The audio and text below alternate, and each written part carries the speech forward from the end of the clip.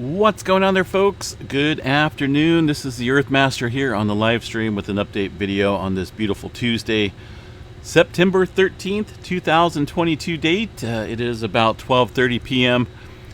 West Coast time here out in California. Latest quake shows a 1.7 here on the Big Island.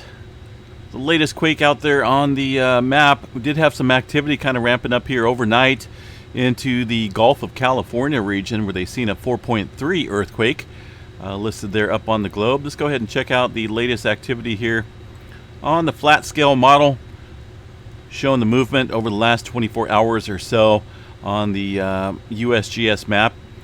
Notice here that the USGS is not showing that 4-pointer that struck down here. The EMSC is. That's kind of why I keep both agencies there on the globe, because sometimes the USGS leaves a percentage of the earthquakes out of their earthquake catalog map for some reason, but well, that's why we keep the EMSC up there. All right, so far as the West Coast goes, this is a 2.5 and above.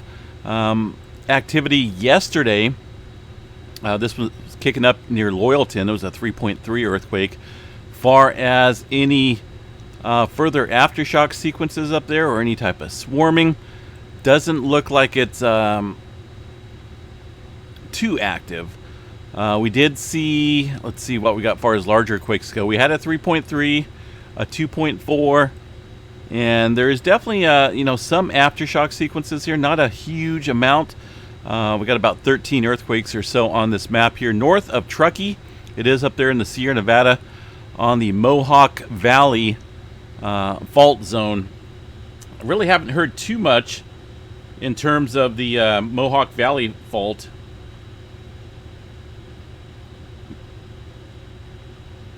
Stand by for just a second here.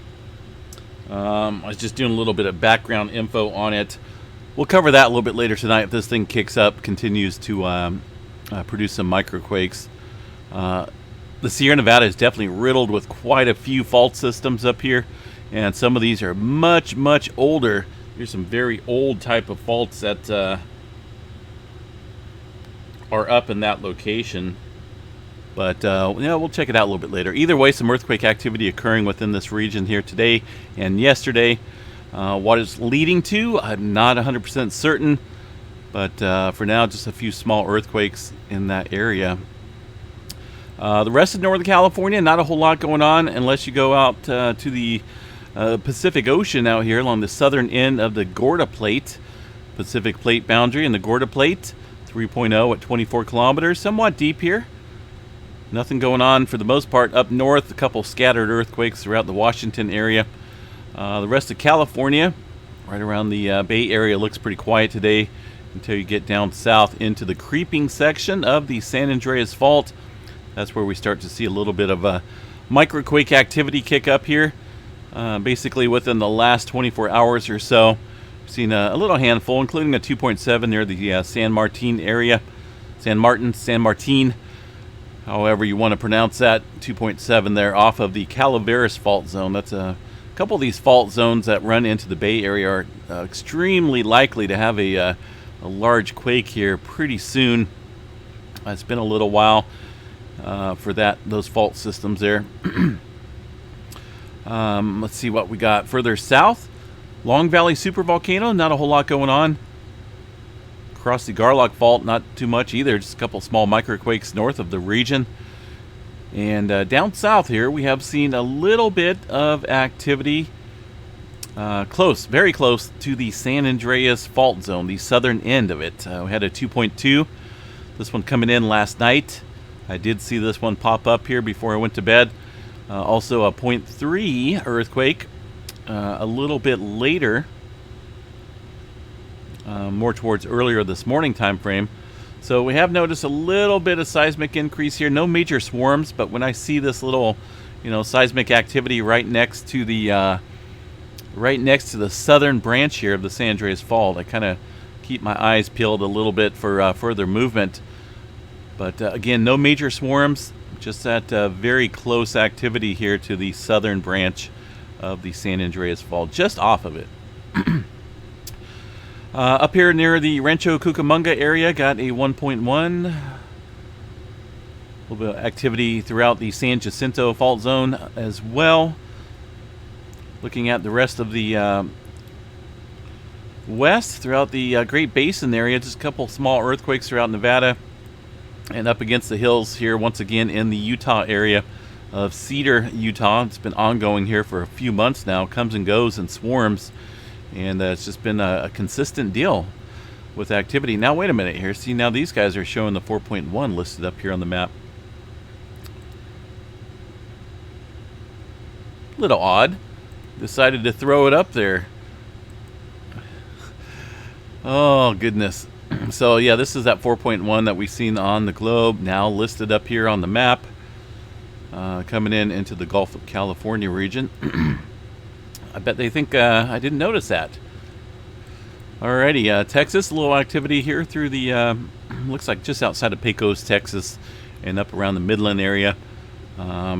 Pretty certain these are some gas and oil fields out here. Look at all these oil fields throughout the area. A quick check of the satellite imagery will confirm my suspicion of many, holy smokes. Look at this over here, folks. Look at all that. Look at that. I mean, that's a lot of operations out there in Texas. All over the place, man. And this 2.1 struck, I'm sure, pretty close to at least one of them. There's a couple of them right here. These are not farmhouses out there in the Texas area. These are oil rigs or oil pumping operations, injection wells, all that stuff. So, seeing a little bit of activity out there in those fields today, in the oil fields. Oklahoma, some spotty earthquake activity out here around the Appalachian Mountains. Got looks like a 2.1 and a 1.9. Within just minutes of each other here, but at a distance of greater than 50 miles per hour, or 50 miles. One looks like north around the Great Smoky Mountains, and the other one down here, kind of towards the. I guess it looks like it's on the Georgia. No, it's on the. Looks like it's on the Georgia side. They have it listed here, South Carolina, 2.1. Couple quakes there, nothing big, but still a little bit of seismic increase in pressure. Do have an earthquake down here in the Panama area coming in 1841 within the last hour, 5.2. This one pretty shallow, but just off the coast of Panama. An area that we've seen some activity again today and overnight is out in the South Atlantic Ocean, seen a 5.1. In the southern mid-Atlantic ridge, and also some further activity building back down here last night into the, well, east of the South Sandwich Islands. So all the pressure that we've been seeing here, we've been seeing a lot of earthquake activity down here in the South Sandwich Trench. Looks like it's starting to back build quite a bit here throughout the region. Of course, these are this here is a divergent boundary, plate boundary, spreading sea floor center. Try saying that 100 times. Even 10 times would be kind of hard. Seafloor center? It's not too bad. So a little bit of activity definitely ramping up here. Got to keep a close eye on the South Sandwich Trench with all the activity we've been seeing. Of course, this area did see the 8-pointer last year. And, there's always likelihoods of seeing some larger quakes still within that region. South America area, looks like the Peru-Chile Trench seen some movement yesterday.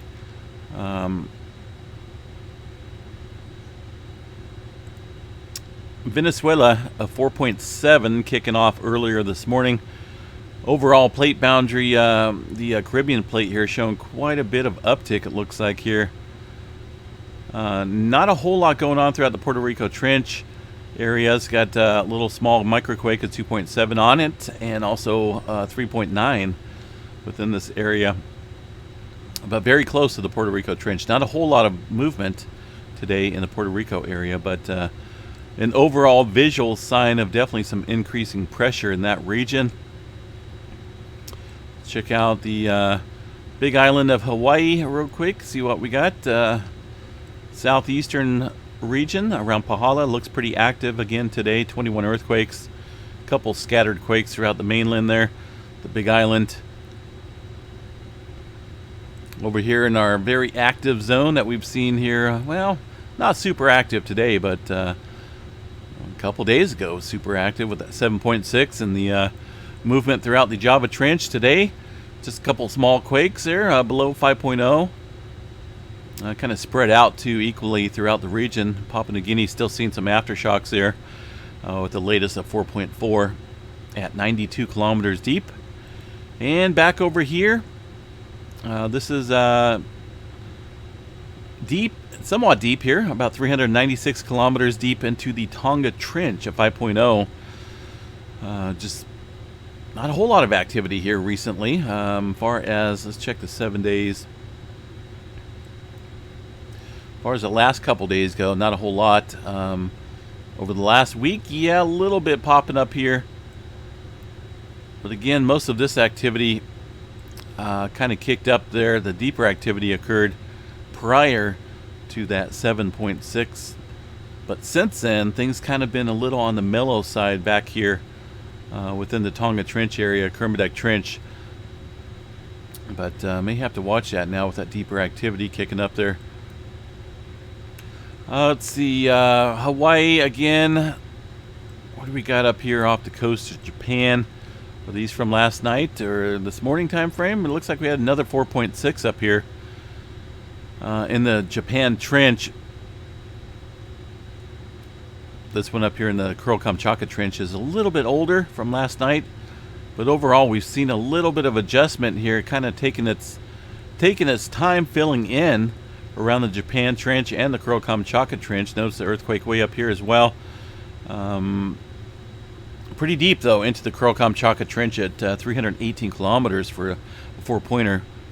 We have been kind of filling in here a little bit. I still think things could be, they got to be building up. The slip rate in this area is super duper high, and we have not seen any major release of pressure in the Kuril-Kamchatka Trench in quite a while. Just a matter of time for that area as well, I believe. Let's see, Alaska. A little bit of movement throughout the Cook Inlet area. Anchorage getting in on some activity as well today. Not a whole lot. Looking at the 2.5 map and above, the largest here for Alaska looks to be 3.2 from yesterday, 3.1 today. A little spotty activity throughout the region there of Alaska. Yellowstone National Park, we'll check that out and see if we got any continual swarming going on. A couple small microquakes, not a big deal at all, folks. These are just very small quakes. No major intense swarm. No major intense swarming, I should say, in the area of Yellowstone National Park. Space weather is ramping up once again, getting a little bit active here far as the sunspot regions go. Notice we got 3098 and 3101, or 3101, 3101 listed up there on the red, indicating some a little bit of complex magnetic fields here. 3101 pose a looks like at least a pretty good threat for a C flare. It does harbor a beta gamma class, although this sunspot here is kind of turning away from the Earth, so anything that does pop off will not be geo-effective. 3098 is about even 3098 is kind of getting away from there. Here's the latest imagery, the very latest. Notice 3101 is well off onto the northwestern limb, and 3098 is still there, but it's kind of facing away from us as well. Let's see, 3088. Remember the X one? The X3088. I think this should be named, not for sure exactly what it's going to be named next, depending on when they get to it. 3102 would be the likely name for it. But either way, that's our old sunspot there. That's took a trip around the sun and is now coming back into view. So that's going to be this one here on the southeastern limb. It's still got potential there. Look at that intermixing of the magnetic fields, blue, red, or blue and orange, pretty close together there. And going to watch that one pretty closely as it rotates into view again. See if we can't get some more M flares from that region. Let's see. These guys look like they put out a little article today. Old sunspot region 3088 is now back in view. And okay, and has officially been reassigned AR 3102. Okay. All right, just haven't updated their map yet. So 3102 is the bad boy number. The formerly potent sunspot group has decayed heavily since it was last in view on August 28th. Despite this, it should still be a threat for at least a minor C-class solar flares. Alrighty. No major coronal holes that are facing us currently, so I'm not expecting anything from the 3-day geomagnetic forecast unless we get a nice CME headed our way, or a large coronal hole, which doesn't look like it for now. Sunspot activity again is kind of ramping up, but it is these two major spots, at least the ones that pose the most hazard, are facing away from us. Current wind stream declining. Way down there, way below 300. We're at like 325. That's pretty low. And the temp as well. Notice the density. Not a whole lot of influence from the sun right now as far as the solar wind stream goes. So just, wow, pretty minimal day as far as the current data goes. Earthquakes Canada up to the north here. Looks like a little activity popping off here along the Pacific plate and the North American plate boundary, just north here of the Cascadia subduction zone, the northern end. Getting in some small microquakes. Looks like a 2.4. Well off the coast of the village of Queen Charlotte, BC area. A couple other smaller quakes in there as well along the plate boundary. All right, guys. Have a good day. We'll be back a little bit later on. Got a bunch of schoolwork to do today. So I'm going to catch up on that. Make sure I get that all taken care of. By the way, studying my major right now, physical science. I'm studying geography, which covers a wide array of topics. Mastering the universe, which is a really cool, but also complex and heavily... if you're into math, if you love math, you would love the Mastering the Universe class. Math was not my favorite in school, nor is it now, but hey, never too late to learn, right? And also got a weather class in there. And also natural disasters. So I got I'm doing a full-time classes this semester for fall. I'm going to be doing some more in the spring as well. So I got my work set out for me as far as staying busy, that's for sure.